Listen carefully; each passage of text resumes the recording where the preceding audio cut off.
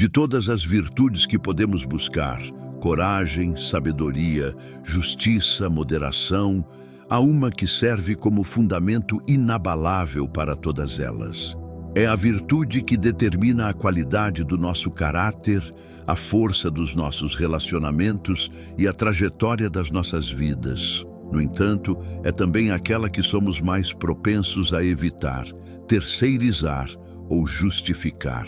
Essa virtude é a responsabilidade. De uma perspectiva estoica, a responsabilidade não é um fardo imposto pela sociedade, nem uma lista tediosa de deveres que devemos cumprir para sermos considerados boas pessoas. É algo muito mais profundo e, em última análise, muito mais libertador.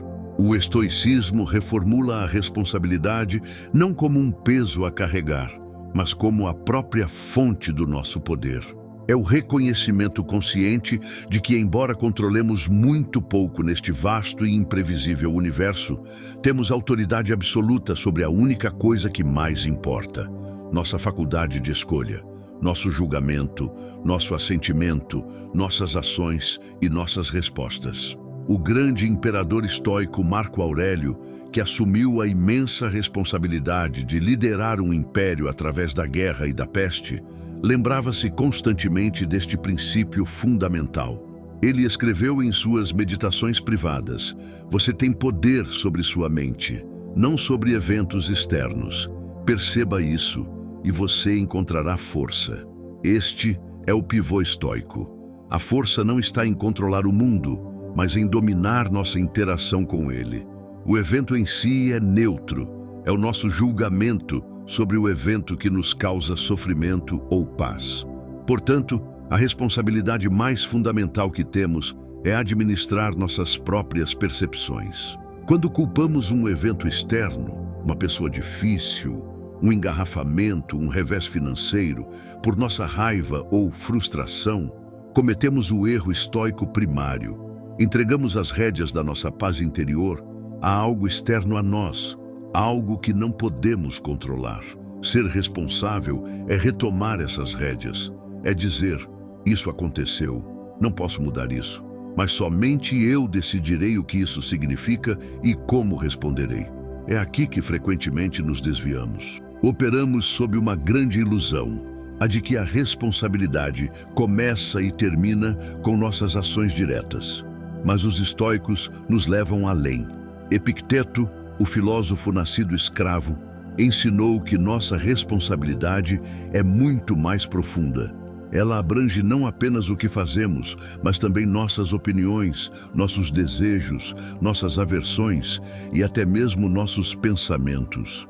Ele dividiu toda a existência em duas categorias: aquilo que está sob nosso completo controle e aquilo que não está. Dentro de nosso controle estão nossos julgamentos, nossos impulsos, nossos desejos e nossas aversões, essencialmente nosso mundo interno. Fora de nosso controle estão nosso corpo, nossa propriedade, nossa reputação, nosso status e todas as ações dos outros. A maior parte da miséria humana, observaram os estoicos, provém de uma única fonte: confundir o que está sob nosso controle com o que não está.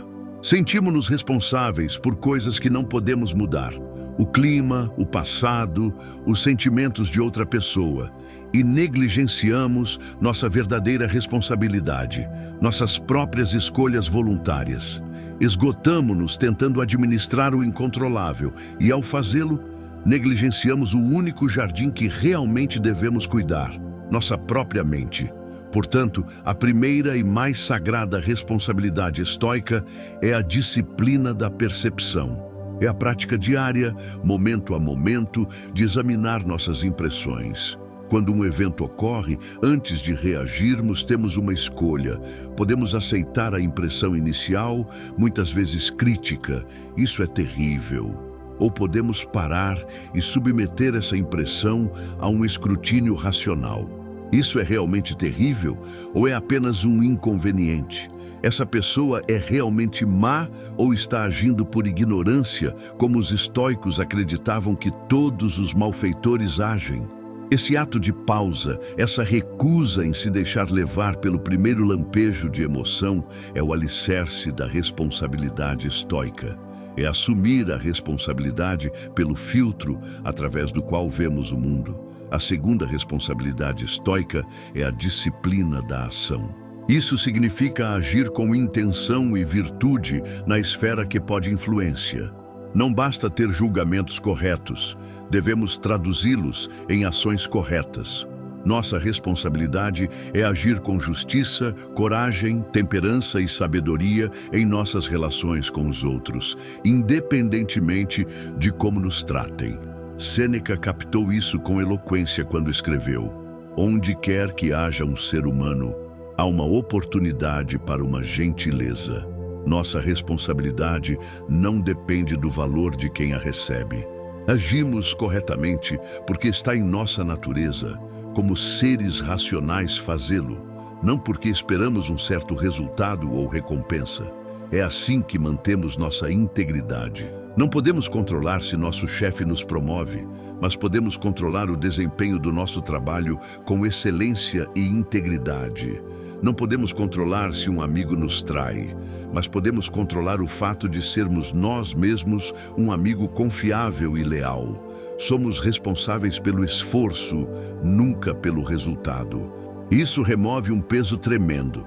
Não somos responsáveis pelos resultados, somos responsáveis por nossa conduta na busca por esses resultados. A terceira responsabilidade é a disciplina da vontade ou aceitação.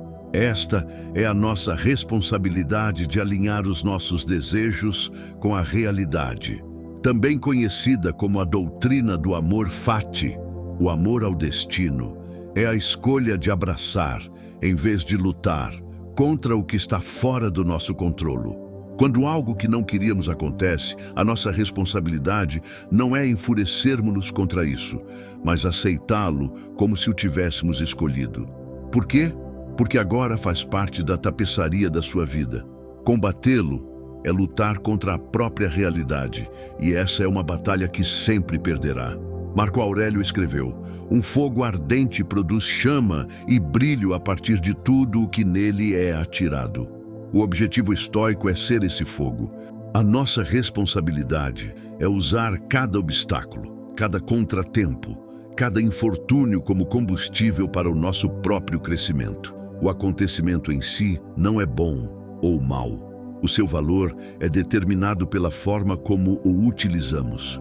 Portanto, somos responsáveis por encontrar a oportunidade dentro da dificuldade. Isto não é resignação passiva, é a aceitação ativa. É a escolha poderosa de dizer: esta é a minha realidade agora. Como posso usá-la para me tornar mais forte, mais sábio ou mais compassivo?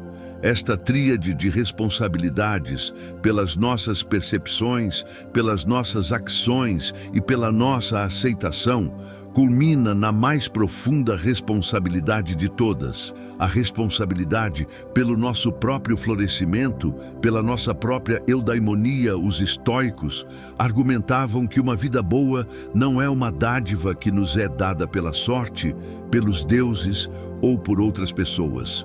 É uma conquista. É construída através do exercício consistente de escolhas racionais em conformidade com a natureza. Você é responsável pela sua própria felicidade, não seus pais, nem seu parceiro, nem seu trabalho, nem sua conta bancária. Você. Esta é talvez a ideia mais aterrorizante e mais empoderadora de todo o estoicismo. É aterrorizante porque não nos deixa ninguém para culpar, mas é empoderadora, porque significa que nossa felicidade e paz de espírito estão sempre ao nosso alcance, independentemente das circunstâncias. Elas são produtos diretos das escolhas que fazemos agora. Essa filosofia contrasta fortemente com o mundo moderno, que frequentemente nos incentiva a terceirizar nossa responsabilidade. Somos ensinados a culpar nossa infância, nossa genética, nossa economia, nossos políticos. Embora esses fatores certamente representem desafios, o estoico insiste que eles não determinam nosso caráter. Seu passado pode explicar você, mas não o desculpa. Suas circunstâncias podem ser difíceis, mas não o definem. Seu caráter é definido pela forma como você responde ao seu passado e às suas circunstâncias. Viktor Frankl, um pensador moderno profundamente influenciado pelo pensamento estoico, testemunhou o pior da humanidade nos campos de concentração nazistas. No entanto, ele chegou a uma conclusão que ecoa o cerne do estoicismo. Entre o estímulo e a resposta, há um espaço. Nesse espaço está o nosso poder de escolher nossa resposta. Em nossa resposta residem nosso crescimento e nossa liberdade. Esse espaço é o domínio da responsabilidade. Então, como isso se manifesta na prática?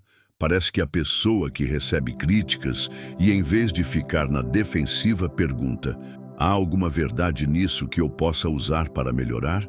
Está assumindo a responsabilidade pelo seu crescimento. Parece que o líder assume a responsabilidade pelo fracasso de uma equipe, em vez de usar os outros como bodes expiatórios. Isso é assumir a responsabilidade por sua liderança. Parece que o indivíduo que, após um término doloroso, opta por refletir sobre seu próprio papel no fim do relacionamento, em vez de difamar o ex-parceiro. Isso é assumir a responsabilidade por seus relacionamentos. Em última análise, a responsabilidade estoica consiste em resgatar sua autonomia. É uma postura proativa, não reativa, em relação à vida. A pessoa irresponsável é como uma folha levada pelo vento de eventos externos, culpando o vento por sua direção.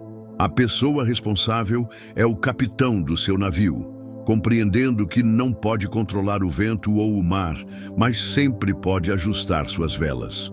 Ela pode não escolher a tempestade, mas é inteiramente responsável por sua habilidade náutica diante dela. Este não é um chamado para uma vida de dever sem alegria. É exatamente o oposto. É um convite à forma mais profunda de liberdade que existe, a liberdade emocional. Quando você para de responsabilizar os eventos externos pelo seu estado interior, você se torna invulnerável ao caos do mundo. Você se torna inabalável. O mundo pode tirar seus bens, seu status, até mesmo sua saúde, mas nunca poderá tirar seu caráter, sua virtude ou sua capacidade de escolher sua resposta, a menos que você os abra mão. Portanto, assuma a sua responsabilidade. É o jugo que alivia o peso da ansiedade. É a âncora que o mantém firme em qualquer tempestade. É a ferramenta do escultor com a qual você esculpe o seu caráter. Sua vida não é uma série de coisas que acontecem para você. É uma série de eventos aos quais você responde para. E nessa resposta, você encontra seu poder, sua virtude e sua paz. Os estoicos nos lembram que somos os autores de nossas próprias vidas. As reviravoltas e os vilões podem ser introduzidos pelo acaso, mas as escolhas dos personagens, as nossas escolhas, são somente nossas para escrever. Então, escreva uma história de responsabilidade, escreva uma história de força, escreva uma história onde, não importa o que aconteça, você nunca abra mão da única coisa que é verdadeiramente sua. Sua capacidade de escolher sabiamente, agir com justiça e enfrentar o destino com coragem inabalável. Esse é o caminho estoico. Essa é a responsabilidade da vida e é o único caminho para a liberdade verdadeira e duradoura. Filósofos estoicos nos incitaram a cultivar também a justiça. Ela ocupa um lugar único e primordial. Não é meramente uma virtude entre muitas. É a virtude social, aquela que conecta nosso caráter interior ao mundo exterior, que dita nosso dever para com nossos semelhantes. Para o estoico, a justiça não é um conjunto de leis escritas em um livro, nem um ideal abstrato debatido por políticos. É uma prática vivida, uma disciplina diária e a própria expressão da razão em um contexto social. É o compromisso inabalável de tratar cada ser humano de acordo com sua natureza compartilhada como seres racionais e de reconhecer que nascemos não apenas para nós mesmos, mas para o bem comum. A concepção estoica de justiça começa com uma mudança radical e profunda de perspectiva. Antes de podermos agir com justiça no mundo, precisamos ver o mundo com justiça. Isso começa com o princípio estoico fundamental da dicotomia do controle. Somos responsáveis por nossos julgamentos, nossas ações e nossas respostas. Não somos responsáveis pelos resultados, pelas ações dos outros, ou pelas recompensas ou punições externas que possam advir. Uma ação justa, portanto, é aquela tomada porque é correta, não porque seja lucrativa, popular ou segura. Ser justo é focar na integridade do seu próprio caráter acima de tudo. Você não pode controlar se os outros são justos, mas tem controle absoluto sobre seu próprio compromisso com a justiça. É aí que reside o nosso poder, e é aí que reside o nosso dever primordial. Marco Aurélio, o imperador que passou anos nas fronteiras do Império Romano, defendendo uma população vasta e diversa, lembrava-se constantemente desse dever. Ele escreveu em suas meditações: "O que não é bom para o enxame, não é bom para a abelha." Essa analogia simples toca o cerne da justiça estoica. Somos criaturas inerentemente sociais, interconectadas e interdependentes. Uma ação que prejudica a comunidade, em última análise, prejudica o indivíduo, porque rompe os laços de nossa humanidade compartilhada e viola nossa natureza racional. Agir injustamente é agir contra a própria natureza. Seu bem-estar está inextricavelmente ligado ao bem-estar do todo. A injustiça não é apenas uma transgressão contra o outro, é uma doença na alma da pessoa injusta, uma falha da razão e uma traição à sua própria humanidade. Isso nos leva ao cerne da visão estoica. A justiça é um estado interno antes de ser uma ação externa. É uma qualidade do seu caráter. Uma mente injusta não pode realizar uma ação verdadeiramente justa, mesmo que siga todas as regras. Uma mente justa não pode deixar de agir com justiça, mesmo quando ninguém está observando e nenhuma lei a aplica. Epicteto, o escravo que se tornou um grande mestre, concentrou-se intensamente nesse alinhamento interno. Ele ensinou que nossa primeira tarefa é corrigir nossos próprios desejos e aversões, para garantir que não sejamos movidos pela ganância, inveja ou medo, as emoções que mais frequentemente levam à injustiça. Se sua alma é governada pelo desejo do que os outros têm, você já está preparado para o roubo. Se ela é governada pelo medo do que os outros possam fazer, você já está preparado para a crueldade. A justiça, portanto, requer a disciplina do desejo.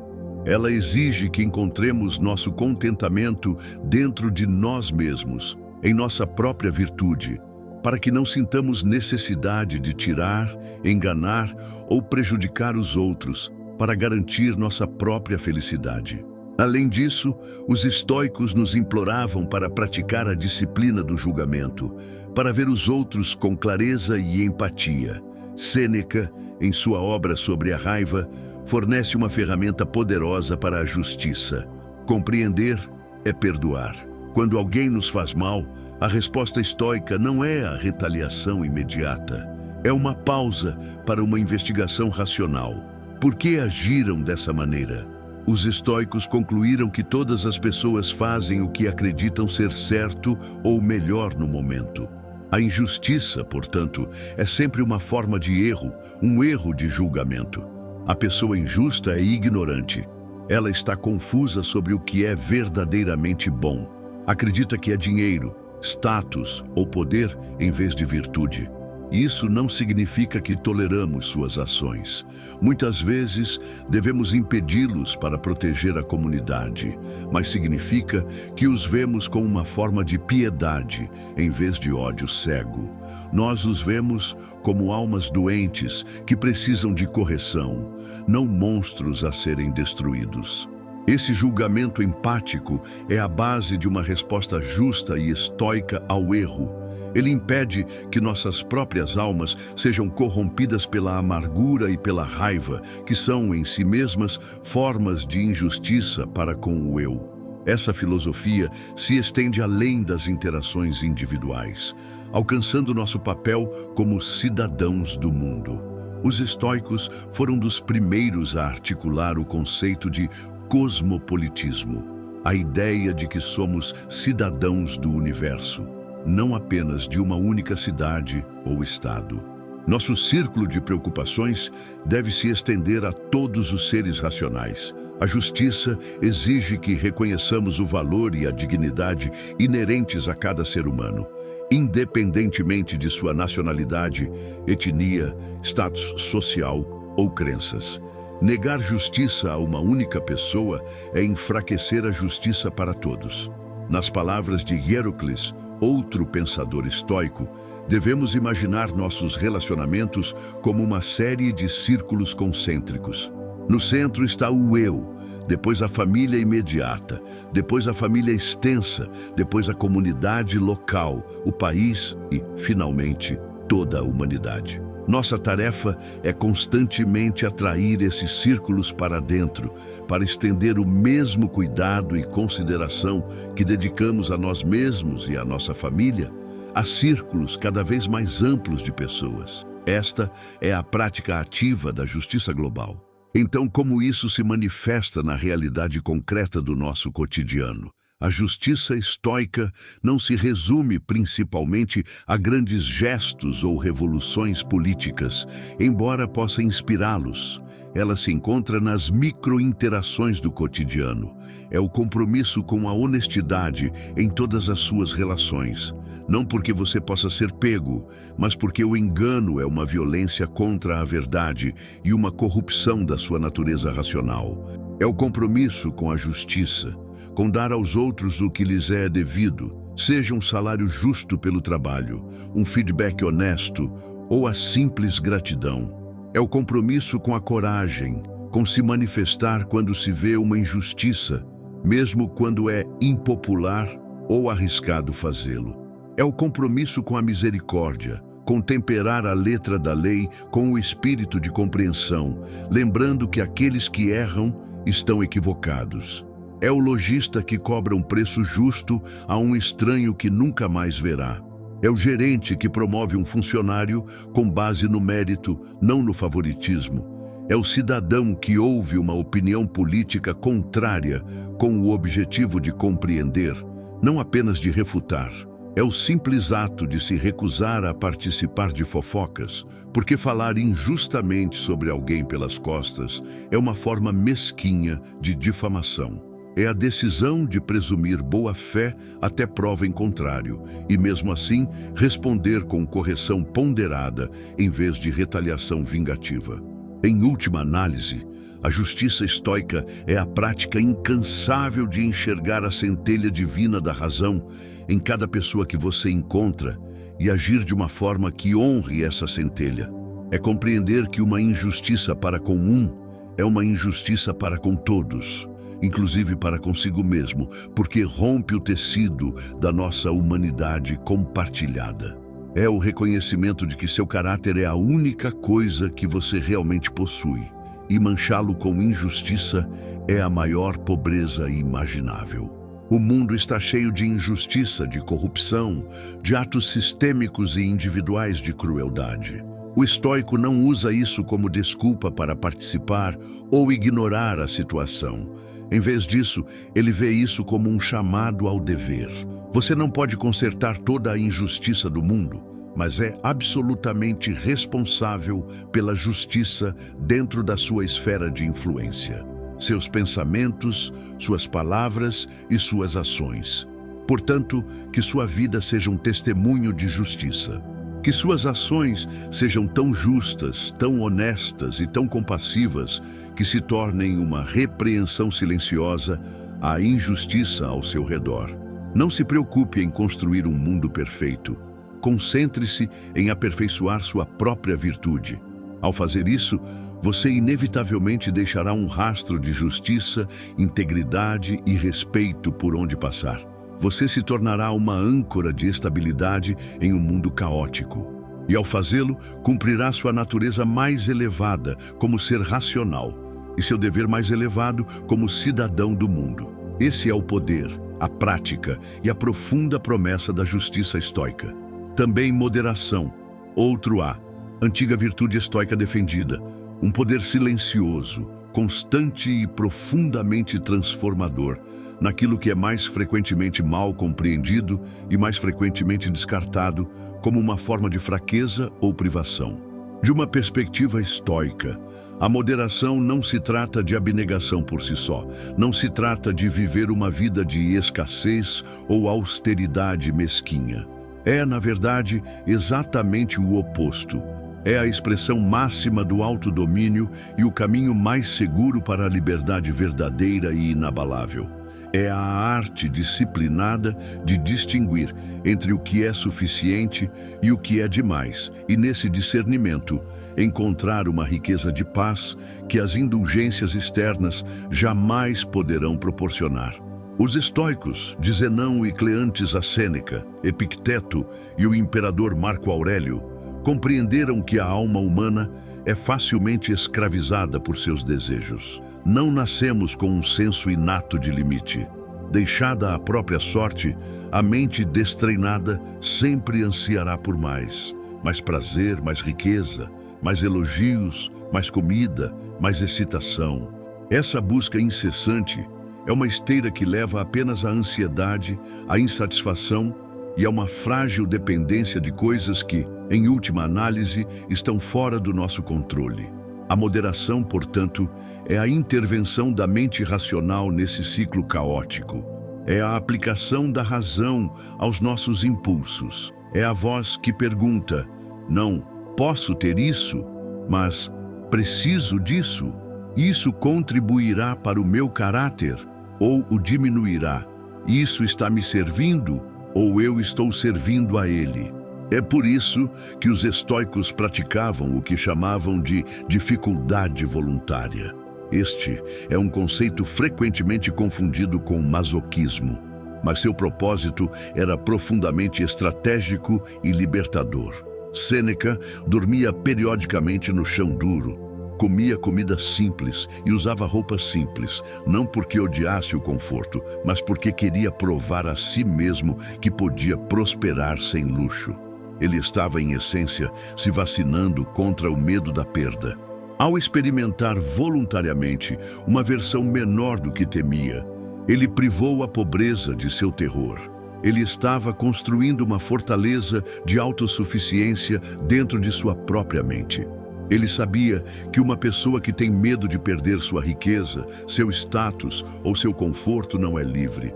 Ela está vivendo em uma gaiola dourada que ela mesma criou, constantemente ansiosa que as fechaduras possam um dia quebrar.